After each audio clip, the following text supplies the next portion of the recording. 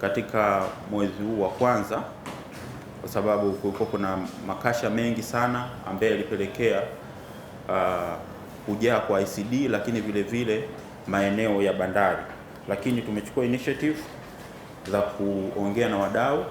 Kuna ICD mpya ambazo zimeanzishwa ambazo tunategemea kwamba evacuate mzigo kwenda kule, lakini pia maximize utilization ya eneo la TPA Exina Sacco. Kwa terminal sasa hivi wanahamisha shehena ya makasha kupeleka Exina Sacco ili waweze kupata space zaidi.